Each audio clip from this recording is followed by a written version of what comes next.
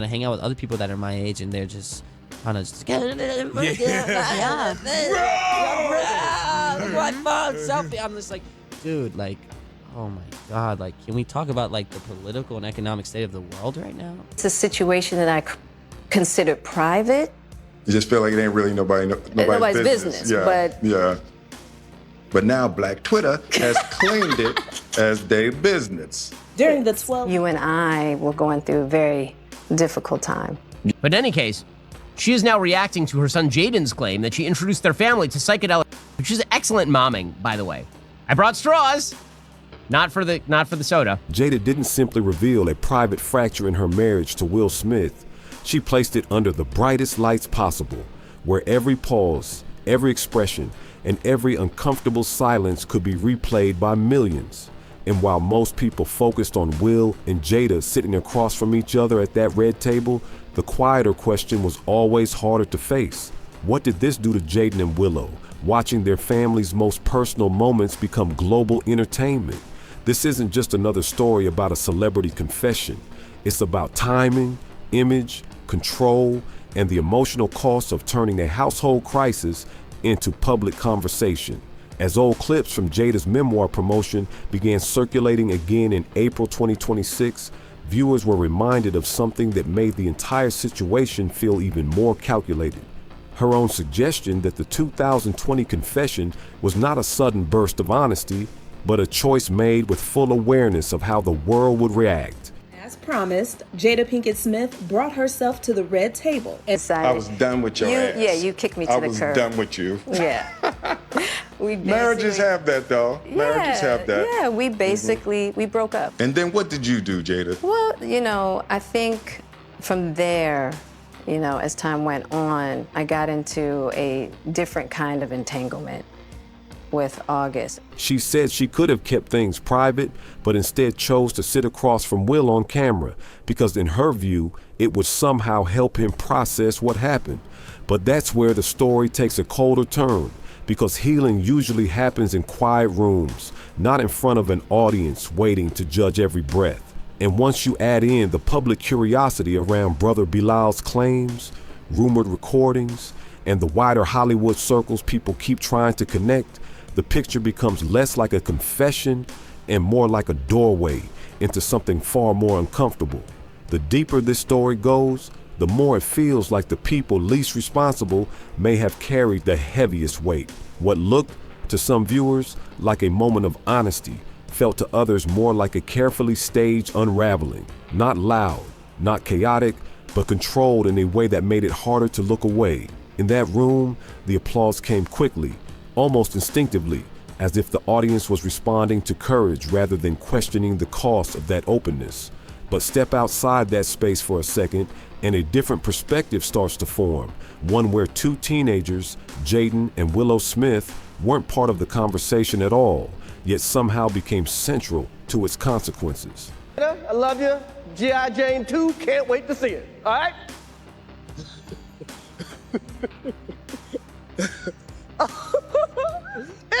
That was a nice one. Okay.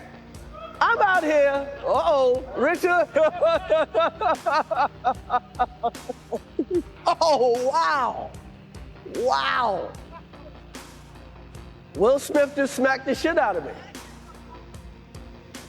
Keep my wife's name out your fucking mouth. Wow, dude. Yes. It was a G.I. Jane jump. Keep my wife's name out your fucking mouth. I'm going to, okay? Okay. That was a greatest night in the history of television. Okay. At 18 and 16, those are years where identity is still forming, where family stability quietly shapes everything, and yet the details of their parents' separation didn't arrive in a private discussion. They surfaced through headlines, interviews, and viral clips. That shift alone changes the tone of everything, because there's a difference between being told your story and discovering it alongside millions of strangers. And here's the part that lingers a little longer than expected. When truth is delivered through a screen instead of a conversation, it doesn't just inform, it distances. Oh boy, Hollywood is full of drama today, y'all. Jada Pinkett and Will Smith are reportedly getting ready to sue Will's best friend of 40 years and former personal assistant, brother Willow, because he claimed in an interview with Tasha K that he caught Will and Dwayne Martin in a trailer having aggressive. Will's reps responded to the claim, saying this is completely fabricated and unequivocally false. Because it's one thing to have your opinion about somebody versus just making up salacious, malicious stories. So that's actionable, so we're gonna roll with that. Leaving questions that don't always get answered. Now focusing closer, because Jaden's position in all of this adds another layer that's harder to ignore the longer you think about it. Jaden Smith wasn't observing this situation from the outside. He was connected to it in a way that blurs the line between family and familiarity. August Alsina wasn't just a distant name in a headline. He existed within the same orbit, someone who had been around, someone recognizable. That alone shifts the emotional weight because it turns an abstract situation into something far more personal. But in any case, she is now reacting to her son Jaden's claim that she introduced their family to psychedelic, which is excellent momming, by the way. I brought straws, not for the soda. In any case, last week Jaden, 24, told audience members at the Psychedelic Science Conference all about his personal experience using psychedelics. According to BuzzFeed News, he claimed he was introduced to this by his mother, Jada. He said it was just for her for a really, really long time, and then eventually it trickled and evolved, and everybody found it in their own ways.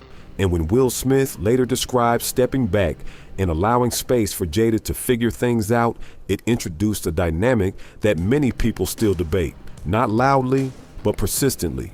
From a distance, it can look like patience or understanding, but from a younger perspective, it might feel harder to interpret. There's a quiet tension in that kind of example because it raises a question without clearly answering it. What does strength actually look like in moments like that? And the unsettling part is, sometimes the absence of a clear answer becomes the lesson itself. Then there's Willow's side of the story, and it carries a different kind of emotional weight, less about observation and more about early exposure to things most people never expect to read about their own family. It's a situation that I consider private. You just feel like it ain't really nobody's business. Yeah. But now Black Twitter has claimed it as their business. During the 12... You and I were going through a very difficult time. Yeah. And we decided... I was done with your ass. Yeah, you kicked me to the curb. I was done with you. Yeah. Marriages have that, though. Marriages have that. Yeah, we basically, we broke up. And then what did you do, Jada? Well, I think from there, as time went on, I got into a different kind of entanglement with August. An entanglement? Yes. Yes. A relationship? Yes, it was a relationship. Willow Smith wasn't just hearing about these experiences secondhand, she was reading them in detail, long before the public ever turned a single page. There's something uniquely disorienting about encountering your family's most fragile moments in written form, especially when those words are still being shaped, still unfinished, almost like watching something incomplete take form in real time. And even if permission was asked, even if conversations happened beforehand, it doesn't fully change the experience of sitting with that kind of information alone. Because once those details exist, they don't stay contained. They expand outward, reaching audiences, headlines, discussions. And that creates a strange emotional gap where something deeply personal becomes widely known before it's fully processed. By the time the world catches up, the people closest to it have already been sitting with the weight of it, quietly, privately, and perhaps without the space to fully understand what it all means yet. What makes situations like this linger isn't just the headlines. It's the way they reshape private emotions into something exposed, something harder to carry quietly. Psychologist Anne-Marie Albano has spoken about how moments like these can land on young people, especially when life-altering family changes are discovered through public channels rather than personal conversations.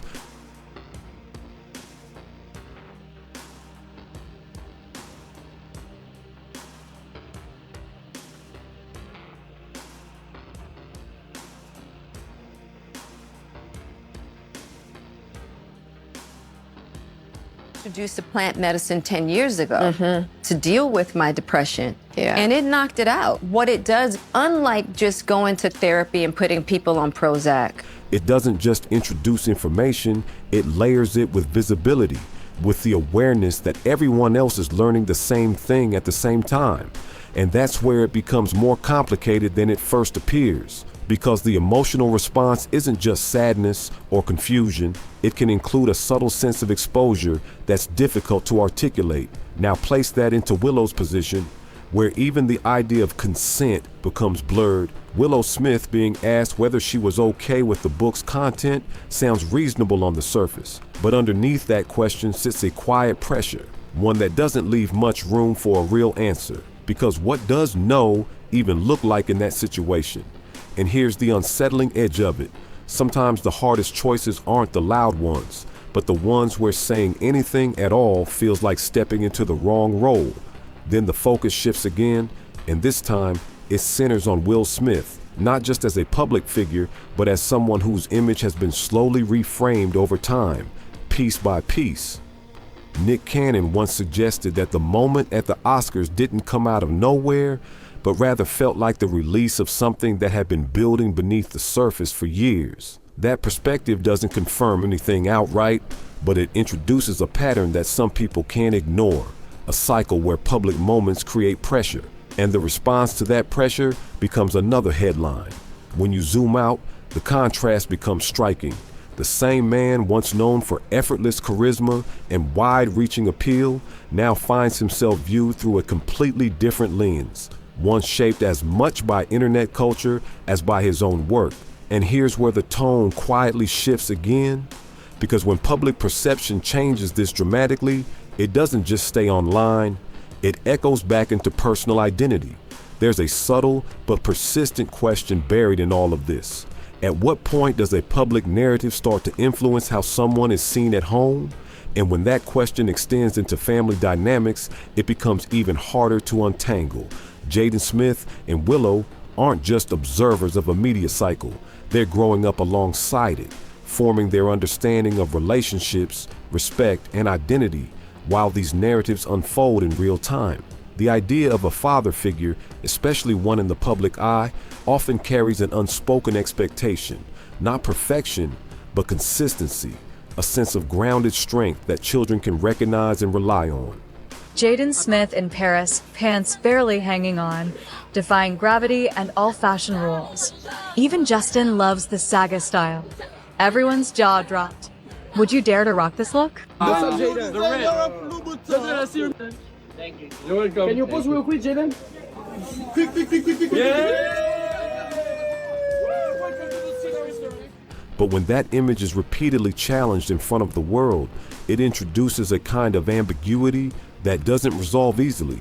Not because anyone involved lacks value or care, but because perception itself becomes unstable. And that's the part people rarely sit with long enough.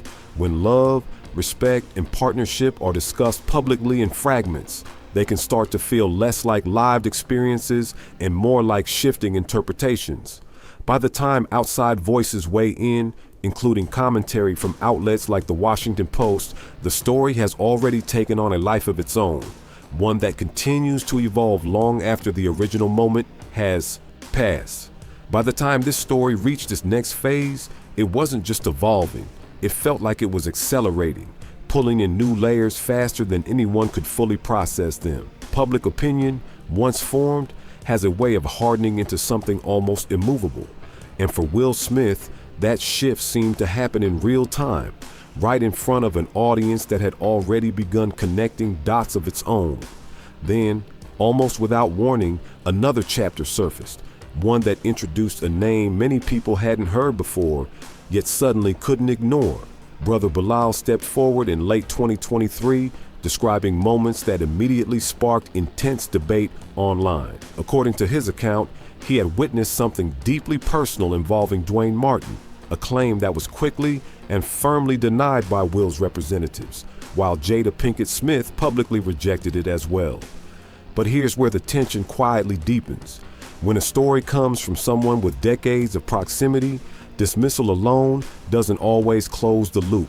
Sometimes it widens it, leaving people wondering what's missing rather than what's confirmed. And that uncertainty, more than anything, is what keeps conversations like this alive.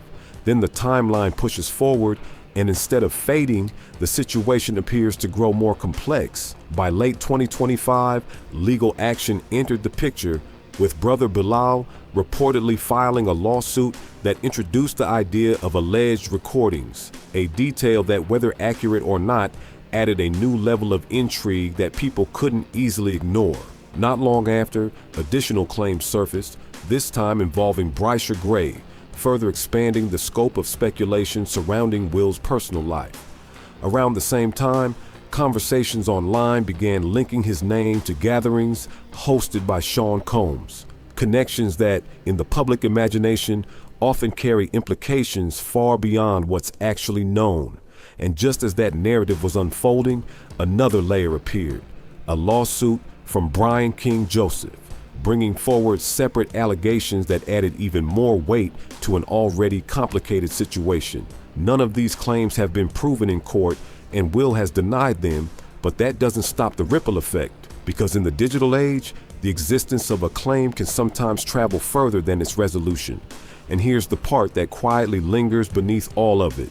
When multiple narratives collide at once, clarity doesn't increase, it fragments.